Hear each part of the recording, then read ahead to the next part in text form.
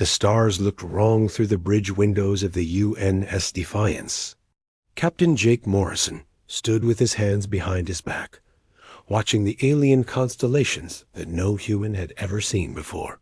3 months ago, they had jumped through the experimental quantum tunnel that Earth's best scientists had built.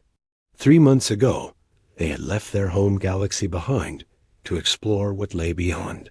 Now, Jake wondered if they had made a terrible mistake. Chief Engineer Lisa Brooks walked up beside him. Her dark hair was pulled back in a tight ponytail, and grease stains marked her blue uniform. She had been working in the engine room for 16 hours straight, making sure their ship could jump back home if needed. "Captain, we have a problem," Lisa said quietly. "The sensors are picking up something big ahead of us." Jake turned to face his crew. The bridge of the Defiance was small but efficient.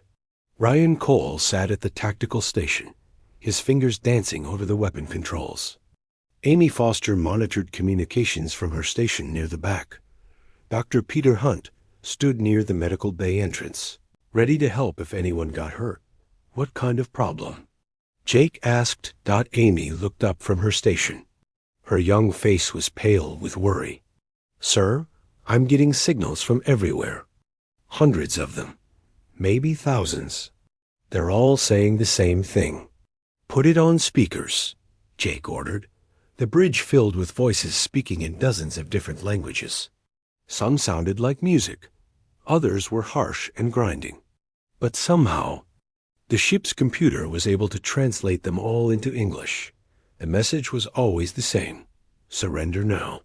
Fighting only brings pain. The Dominion has already won. Hope is forbidden. Submit and live. The messages repeated over and over. Some of the signals were old, maybe years old. Others seemed fresh, like they had just been sent. Ryan Cole looked up from his tactical display. "Captain, I'm reading debris everywhere. Ship parts, metal fragments, things I can't identify. It's like a huge battle happened here, but the pieces are spread out over light years." Jake felt a cold feeling in his stomach. "How many ships?" "Hundreds, sir. Maybe more. Different designs, different materials. It looks like they came from different worlds, different species." Dr. Peter Hunt stepped forward. "Captain, some of those signals are distress calls. There might be survivors." Jake nodded.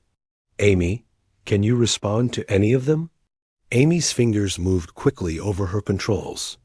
"I'm trying, sir. I think I've got one. It's coming from a ship about 2 hours away at full speed." "Put me through," Jake said. The speakers crackled, and then a new voice came through. This one sounded tired and scared. The computer translated it into English with a slight delay. "Who is this? How are you still fighting? The Dominion ships passed through here weeks ago. Everyone should be dead or surrendered by now." Jake stepped closer to Amy's station. "This is Captain Jake Morrison of the human ship UNS Defiance. We're here to help. What's your situation?" There was a long pause. Then the voice came back, sounding even more scared. "Humans? What are humans?" "I am Captain Zix of the Kalani ship Broken Wings. Listen carefully, humans.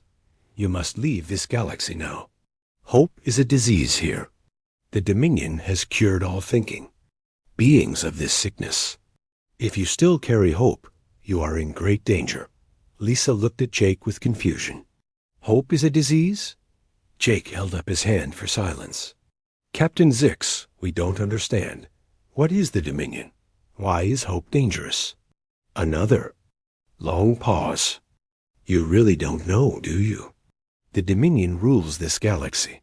They have ruled for 1,000 years. They take away the ability to hope from all species. It makes us peaceful. It stops us from fighting wars. It ends suffering." Ryan Cole stood up from his station. "Captain, I'm detecting a ship moving toward us. It matches the signal source." "Let them come," Jake said. Then he spoke into the communicator again. "Captain Zix, we want to meet with you. Maybe we can help each other." "No." The alien's voice was sharp with fear. "You cannot help. No one can help. The Dominion cannot be fought. They have weapons that destroy the mind, not just the body. They will take your hope away and make you like us. Empty, hollow, safe." The alien ship appeared on their screens an hour later. It was small and damaged, with holes in its hull that had been patched with different colored metal. Jake, Lisa, Ryan, Amy, and Dr. Peter Hunt waited in the main airlock as the alien ship docked with theirs. Captain Zix was tall and thin, with purple skin and forearms. His large eyes looked tired and sad. 2 other aliens came with him. They all moved slowly, like they were very old, even though they looked young. "You are the humans," Zix said. It wasn't a question. "Yes," Jake replied. "Welcome to our ship." Zix looked around the airlock with surprise. "Your crew seems happy. How is this possible? Do you not know that happiness leads to hope? Hope leads to dreams of something better. Dreams lead to rebellion. Rebellion leads to death." Dr. Peter Hunt stepped forward. "Captain Zix, hope isn't a disease. Hope is what makes life worth living." All 3 aliens stepped back in fear. One of them, a smaller creature with 6 eyes, started shaking. "You must not say such things," Zix whispered. "If the Dominion hears you, they will come. They will cure you of these dangerous thoughts. They will make you safe like us." Jake felt anger rising in his chest. "Safe? You call this safe? You're afraid of hope itself." "Yes," Zix said simply. "Hope is the most dangerous thing in the universe. Hope makes you believe you can win when you cannot. Hope makes you fight when you should surrender. Hope makes you suffer when you could be at peace." Lisa stepped closer to the aliens. "What happened to your people?" Zix's 4 shoulders slumped. "The Dominion came to our world 50 years ago. They gave us a choice. Give up hope willingly or have it taken by force. Most of us chose to give it up. It was easier. The ones who didn't were taken to special facilities. They came back different. Empty. They could still think and work, but they never dreamed of anything better again." Amy had been quiet, but now she spoke up. "Captain Zix, what if there was another way? What if you could hope again?" The 3 aliens looked at her like she had suggested jumping into a star. "Impossible," Zix said. "Hope cannot be restored once it is properly removed. The Dominion has perfected the process. It is final." Jake made a decision that would change everything. "Captain Zix, we refuse to surrender. We refuse to give up our hope, and we're going to help others get theirs back." The alien captain stared at him for a long moment. Then, for the first time since they had met, something flickered in his large eyes. It was small and fragile, but it was there, not fear. Captain Zix stayed on the Defiance for 3 days. During that time, Jake Morrison and his crew learned things that made them sick to their stomachs. The Dominion wasn't just another empire that conquered worlds. They were something much worse, Doctor. Peter Hunt spent hours examining Zix and his 2 crew members with their permission. What he found in their brain scans made him want to scream. Large parts of their minds had been changed, cut away like a surgeon removing a tumor. The areas that controlled hope, dreams, and long-term planning were simply gone.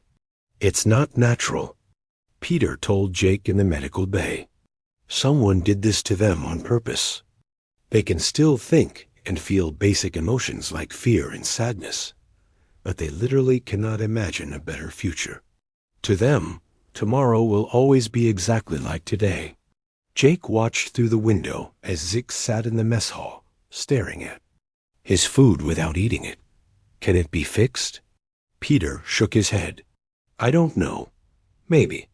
But it would take years of treatment, and we'd need to understand exactly how they did it first." In the engine room, Lisa Brooks was working with Zix's engineer, a six-eyed alien named Keck.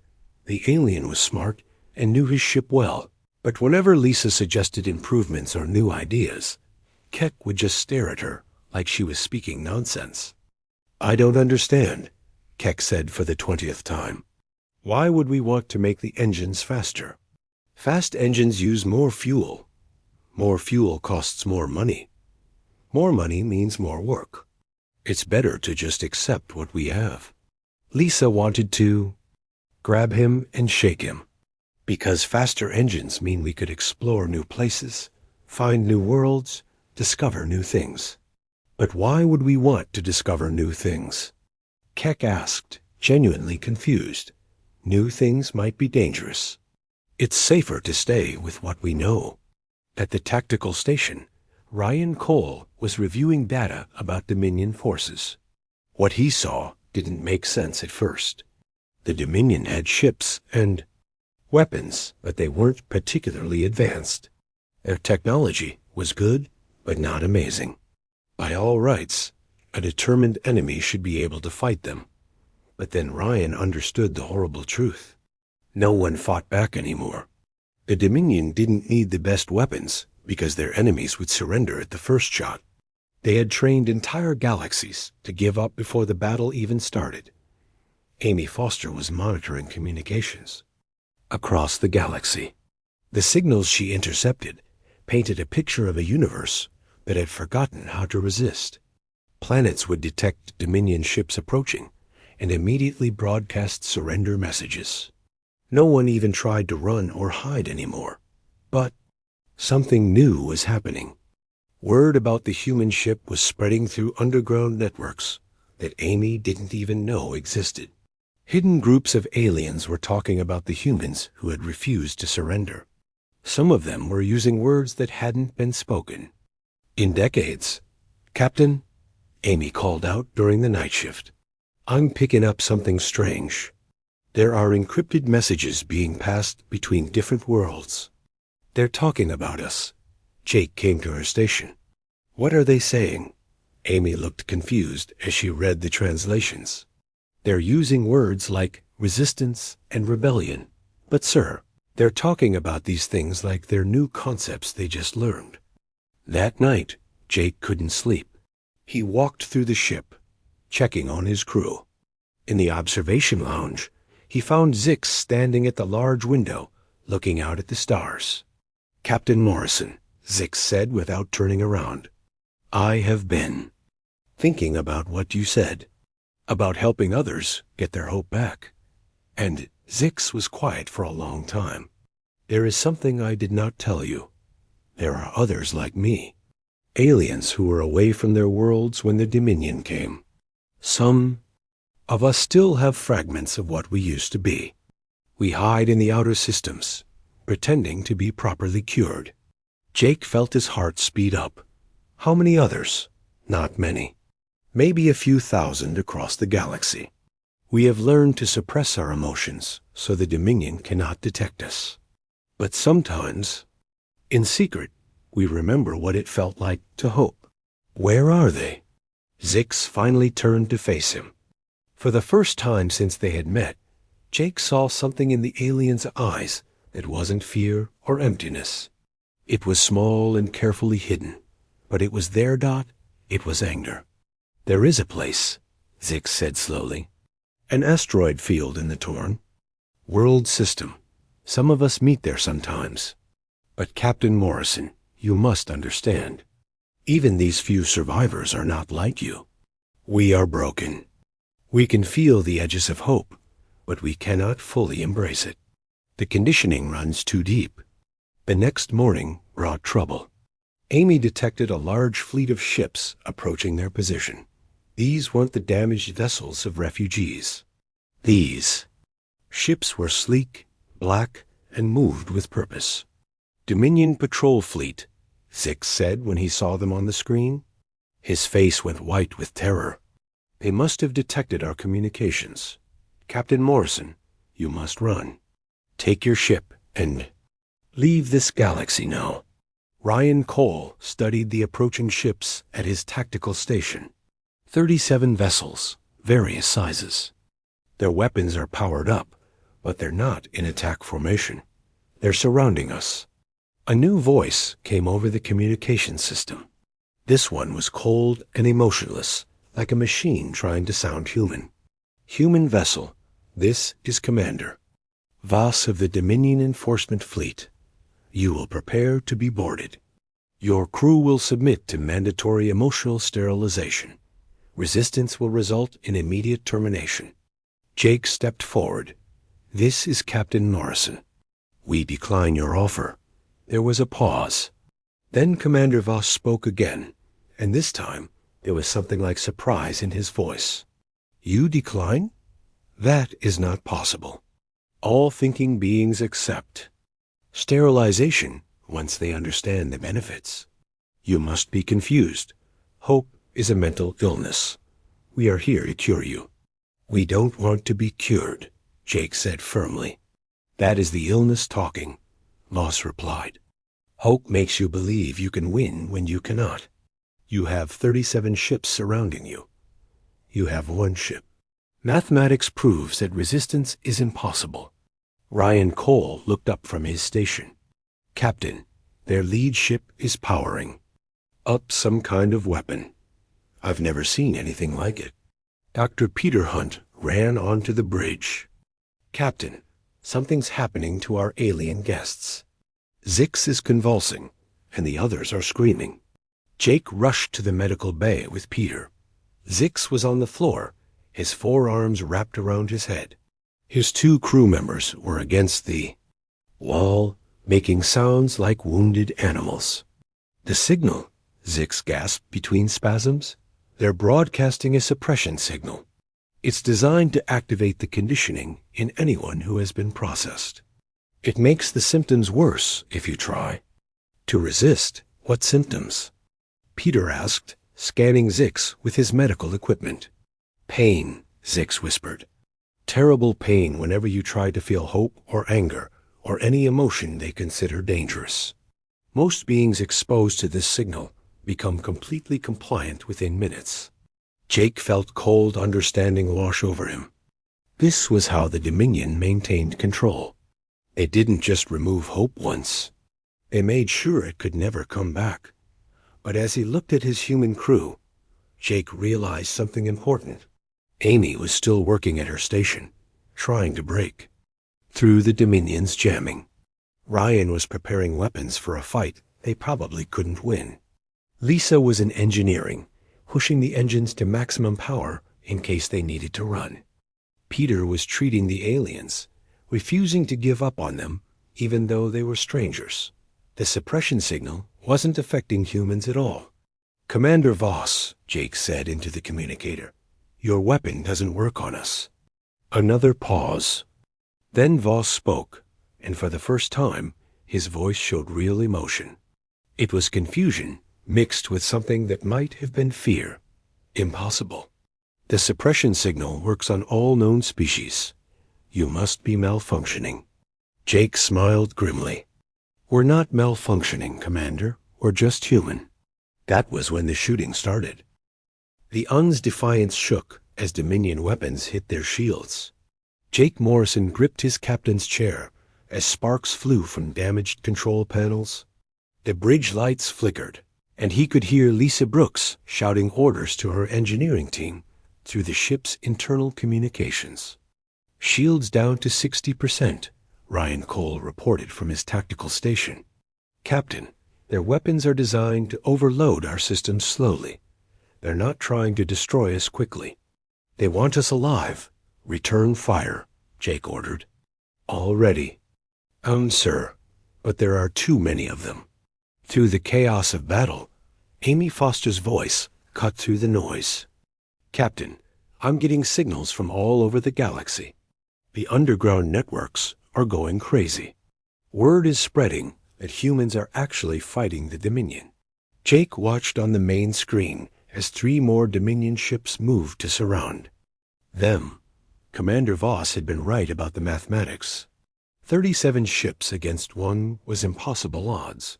But humans had never been good at accepting impossible odds. Lisa, How long until we can jump? Jake called to engineering. The quantum.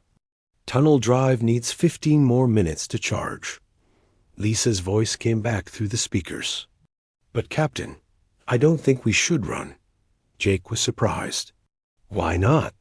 Because I'm reading massive power spikes from the asteroid field that Zix told us about. Something big is happening there. Dr. Peter Hunt looked up from where he was treating Zix and his crew members. The aliens were still suffering from the suppression signal, but they were conscious now. Captain, Zix wants to tell you something. Jake knelt beside the alien captain. Zix's large eyes were filled with pain, but there was something else there too. Something that looked almost like determination. The others, Zix whispered. The survivors in the asteroid field. They felt it when you refused to surrender. For the first time in 50 years, they felt something like hope. They're coming. Coming where? Here to help you. Amy's voice rose with excitement.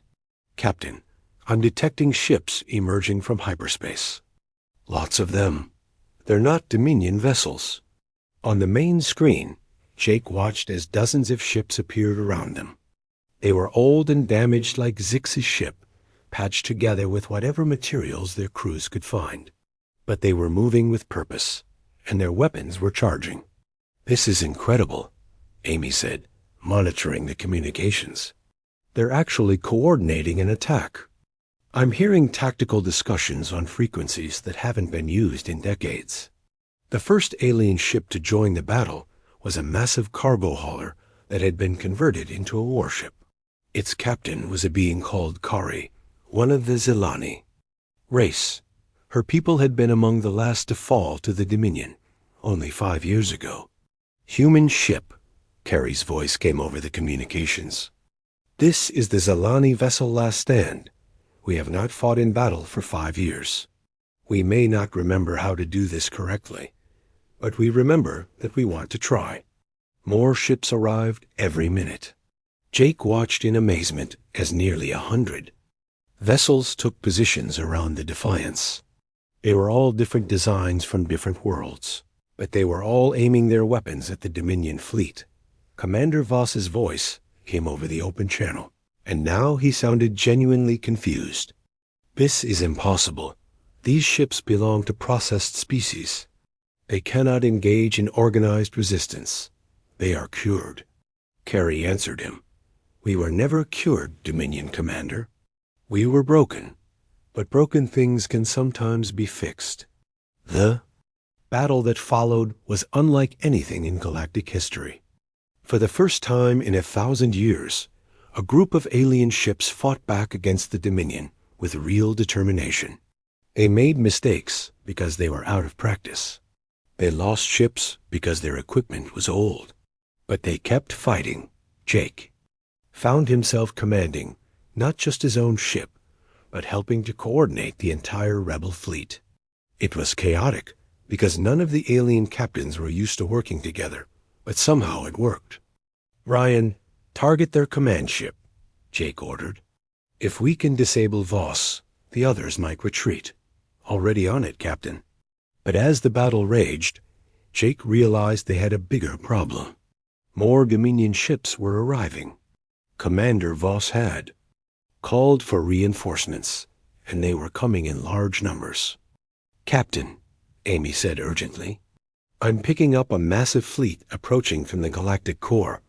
Over 200 ships. They'll be here in 6 hours. Dr. Peter Hunt had been monitoring Zix and the other aliens during the battle.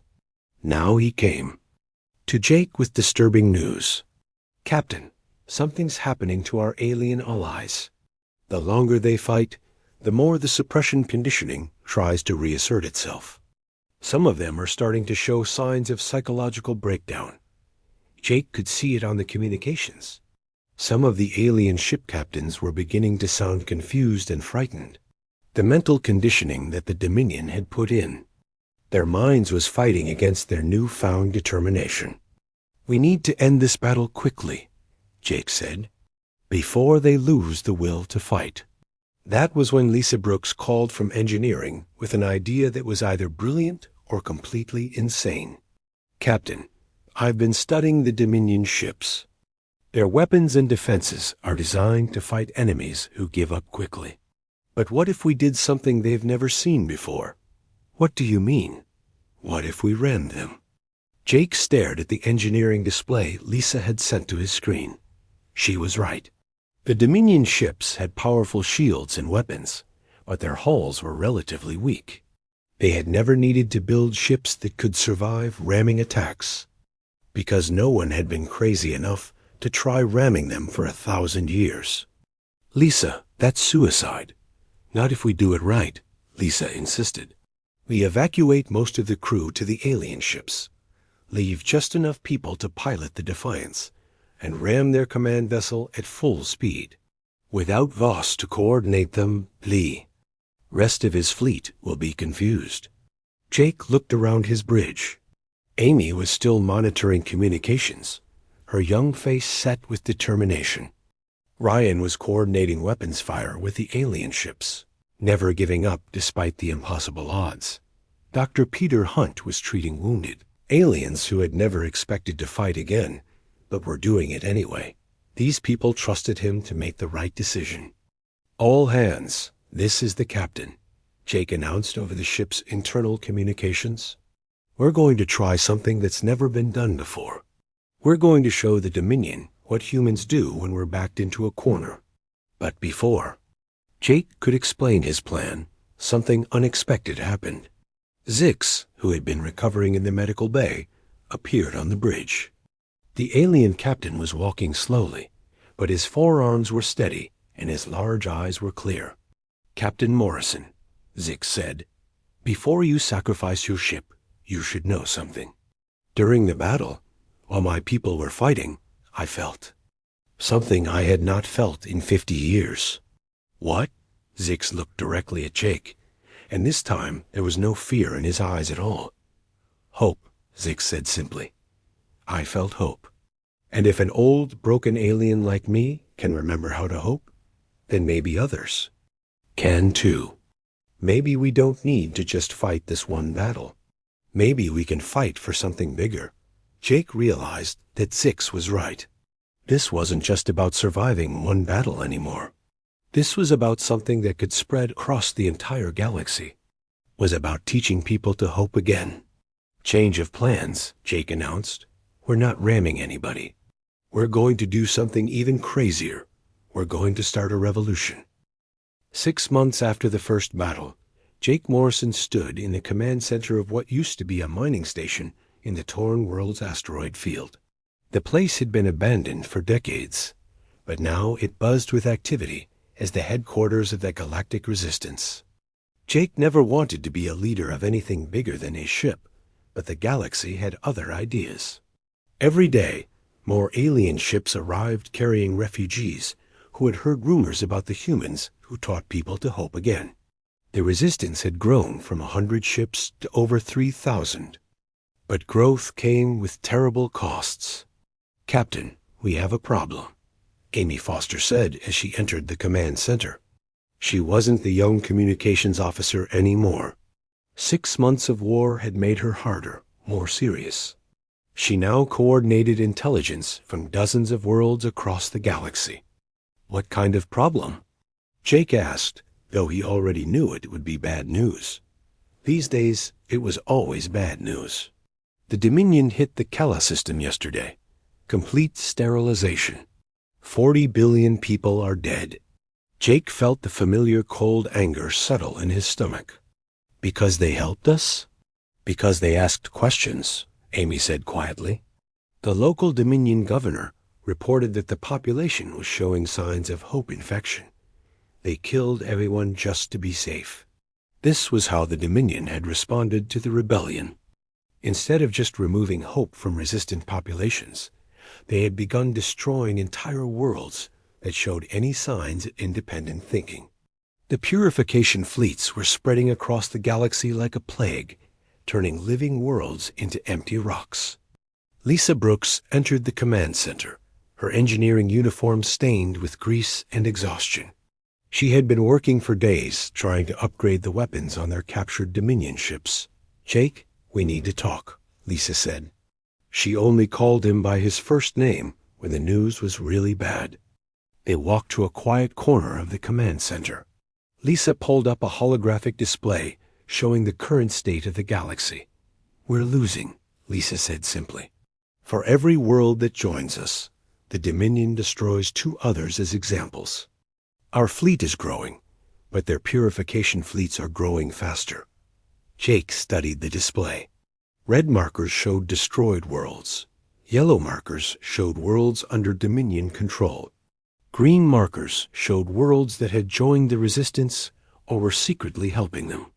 There was a lot more red than green. "How long do we have?" Jake asked. "At this rate? Maybe a year before they've killed or cured everyone who might possibly support us. After that, we'll be alone again." Dr. Peter Hunt had been working day and night in the medical facilities, treating both humans and aliens. But his real work was more important than healing wounds. He had been studying captured Dominion technology, trying to understand how their mind control worked. When Peter joined them at the holographic display, his face was grim. "I've made a breakthrough," Peter said. "But you're not going to like it." "Tell us," Jake said. "The Dominion's conditioning can be reversed, but only if we can reach their central processing facility. It's a massive structure built around a dying star at the galaxy's core. They call it the Nexus." Lisa looked at the star charts. "That's deep in Dominion space, past hundreds of patrol fleets and defense stations." "It gets worse," Peter continued. "The process would require someone to interface directly with their central computer system. Based on my analysis, the neural feedback would probably kill whoever tries it." "Probably?" Jake asked. "Almost certainly," Peter admitted. That night, Jake couldn't sleep. He walked through the station corridors, checking on his people. In the communications center, Amy was monitoring signals from across the galaxy. In the engineering sections, Lisa was training alien technicians how to maintain human-designed weapons. In the medical bay, Peter was treating a Zelani warrior who had been injured in the latest raid. They all looked tired. They all looked older than they should. But none of them had given up. Jake found himself in the observation deck, looking out at the stars. Captain Zix was there, as he often was during the night shifts. The alien captain had become Jake's unofficial advisor, one of the few beings in the galaxy who understood both the old ways and the new. "You are thinking about the Nexus," Zix said. It wasn't a question. "How do you know?" "Because I'm thinking about it too. Because every thinking being in this galaxy is thinking about it. It represents either our salvation or our final defeat." Jake turned to face the alien. "Zix, can we actually do this? Can we really reach the Nexus?" Zix was quiet for a long time. "Captain Morrison, when I first met you, I was afraid of hope, because hope leads to pain when it is crushed. But these past months have taught me something important." "What's that?" "Pain from crushed hope is still better than the emptiness of no hope at all. Even if we fail, even if we all die trying, it will have been worth it just to feel alive again." The next morning brought the news Jake had been dreading. A massive Dominion fleet was approaching their position. Not just ships, but something much worse. "Captain," Amy called out urgently, "long-range sensors are detecting a new type of vessel. It's huge, bigger than anything we've seen before." The image that appeared on the main screen made everyone in the command center go silent. The ship was the size of a small moon, black as space itself, and covered with weapons that looked like they could crack planets. "That's a Shepard-class vessel," Zix whispered. "I have only heard stories about them.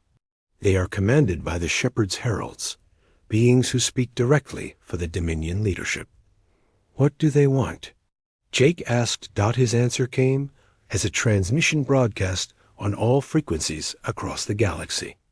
The voice that spoke was cold and utterly without emotion, like the sound of death itself. "I am Harold Voss, voice of the Shepherd, master of the Dominion. The Hope infection has spread far enough. In 7 days, this galaxy will be completely sterilized. Every world, every ship, every thinking being will be destroyed. The infection will not be allowed to spread beyond this galaxy. Jake felt his blood turn to ice. They're going to kill everyone. That is correct, the herald continued. However, the shepherd is merciful. The humans will be given one final opportunity to leave this galaxy and return to their place of origin. You have 24 hours to accept this offer. After that, you will be destroyed with all the rest. The transmission ended, leaving the command center in stunned silence. Lisa was the first to speak. Jake, they're serious. That ship has enough firepower to sterilize entire star systems. Amy was frantically working at her station. Captain, I'm getting signals from resistance cells all over the galaxy. They're asking what we're going to do. Jake looked around at his crew, his friends, the people who had followed him into this impossible war. He thought about all the aliens who had rediscovered hope, because humans had shown them it was possible. He thought about the worlds that would die if they gave up now. Amy, open a channel to all resistance forces, Jake said. Channel open, sir. Jake took a deep breath. What he said next would either doom them all or give them one last chance at victory. This is Captain Jake Morrison. In 24 hours, we're going to do something that's never been attempted before. We're going to attack the Nexus at the galaxy's core. Not because we think we can win, but because someone has to try. Because hope is worth fighting for, even when the fight seems impossible. He paused, looking at Zix, who nodded encouragement. Any ship that wants to come with us is welcome. Any ship that wants to evacuate to safety, we understand. But for those who choose to fight, remember this. Win or lose, we're going to show the galaxy what happens when hope refuses to die. The response was immediate. Across the galaxy, thousands of voices answered at once. We're with you, Captain. The dying star at the center of the galaxy burned with angry red light. Around it, the Nexus stretched like a metal spiderweb, a structure so massive it could have held a dozen worlds inside its framework. This was the heart of the Dominion. The place where hope came to die. Jake Morrison stood on the bridge of the UNS Defiance as their fleet emerged from hyperspace. 5,000 ships had answered his call. They came from hundreds of different worlds, flying vessels that had been built by dozens of different species. Some were warships, others were converted cargo haulers and mining ships. All of them carried crews who had chosen to fight instead of surrender. My God, Amy Foster whispered from her communication station. Look at the size of that thing. The Nexus was protected by more than just its size. Thousands of Dominion ships patrolled the space around it, and the structure itself bristled with weapons that could vaporize anything that came too close. At the center of it all, the massive black shape of Harold Voss's command ship waited like a spider in its web. Captain, Ryan Cole reported from Tactical, I'm reading massive energy signatures from the Nexus itself. Whatever they're doing in there, it's using more power than some star systems. Dr. Peter Hunt looked up from his medical station, where he had been preparing for what everyone knew would be the last battle. That's the processing center. They're not just controlling minds from there. They're actively suppressing hope across the entire galaxy. Every day, every hour, they're broadcasting signals that make it harder for anyone to feel genuine hope. Lisa Brooks spoke from the engineering station. Jake, the quantum tunnel drive is ready.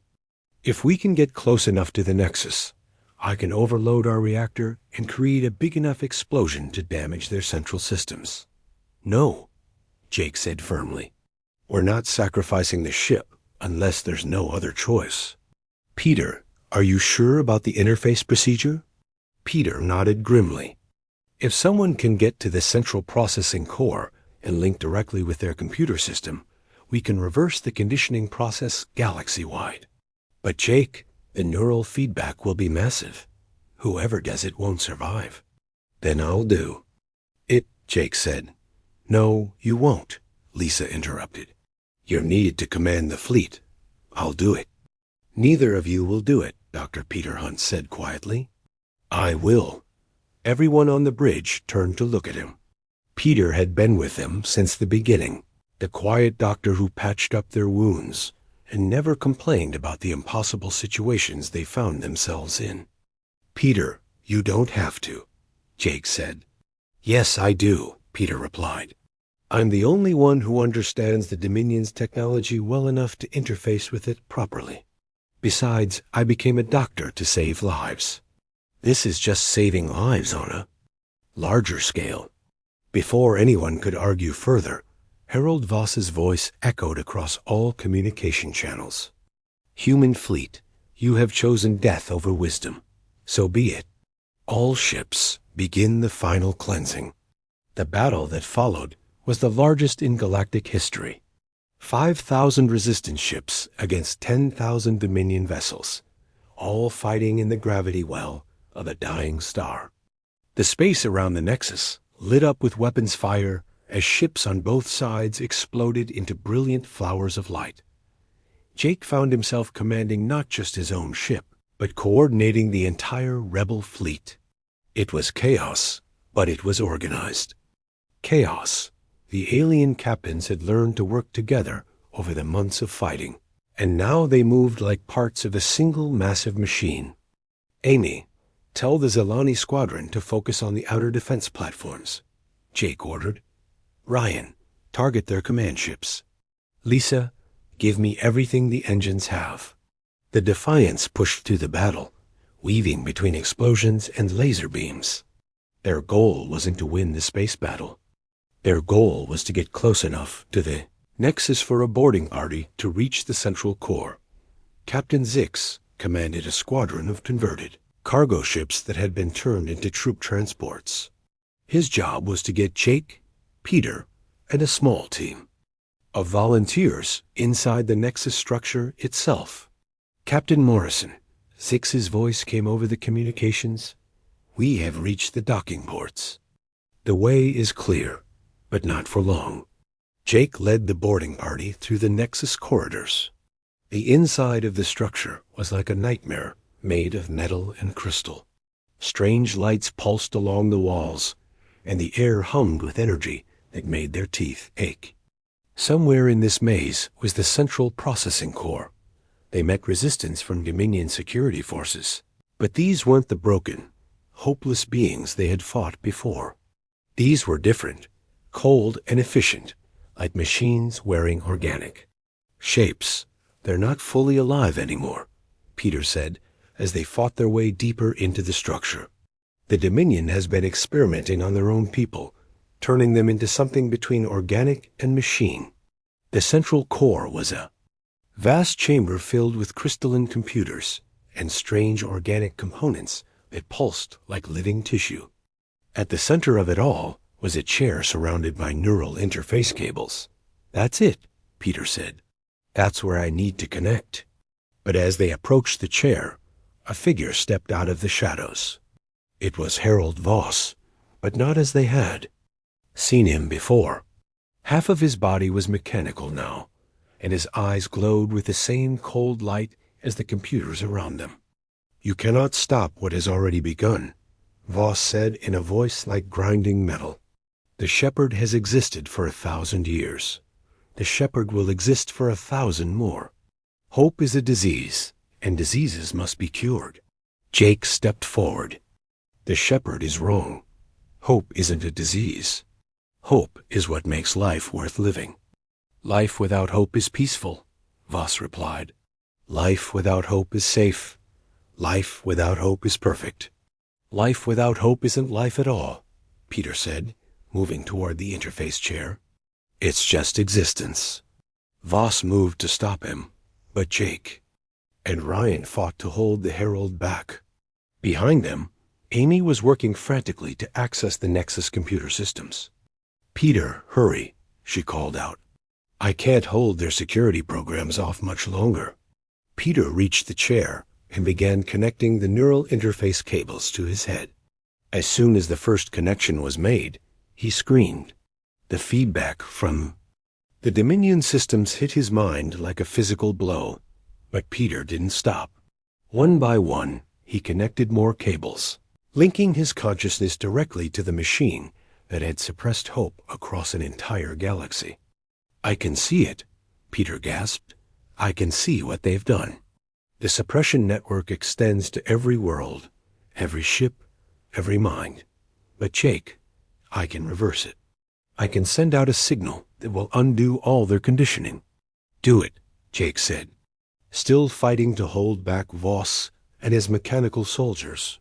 "But I could also see something else," Peter continued, his voice getting weaker as the machine drained his life force. "The Shepherd isn't just a computer or an alien ruler. It's the sea, collective consciousness of the first species the Dominion conquered. They were so afraid of being destroyed that they chose to become the destroyers instead." Peter's body convulsed as massive amounts of data flowed through his mind. "They're still in there, Jake. The original personalities, trapped for 1,000 years, forced to watch as their bodies committed genocide against hope itself. They want this to end as much as we do." With the last of his strength, Peter activated the reversal sequence. A pulse of energy shot out from the Nexus, carried by the same network that had been used to suppress hope for centuries. But this time, instead of taking hope away, it was giving hope back. Across the galaxy, billions of minds suddenly remembered what it felt like to dream of a better tomorrow. The effect was immediate. On worlds where the population had been docile for generations, people looked up at the sky and wondered what lay beyond their own atmosphere. In the space battle around the Nexus, Dominion ship crews began to question their orders for the first time in their lives. But the reversal process was killing Peter. Jake could see his friend's life signs failing as the machine burned out his nervous system. "Peter, disconnect. You've done enough." "Not yet," Peter whispered. "I can feel them. Jake, the original Shepherd consciousness. They want to be free. They want to die rather than continue this nightmare." With his final breath, Peter sent one last command through the network. Deep in the core of the Nexus, the collective consciousness that had been the Shepherd for 1,000 years finally chose to end its own existence rather than continue living with the guilt of what it had done. The death of the Shepherd sent shockwaves through the entire Dominion hierarchy. Across the galaxy, Dominion forces stopped fighting as their command structure collapsed. Some surrendered, others fled to the outer rim, but most simply stood down and waited to see what would happen next. Jake knelt beside Peter's body as the Nexus began to shut down around them. His friend had saved an entire galaxy, but the cost had been everything.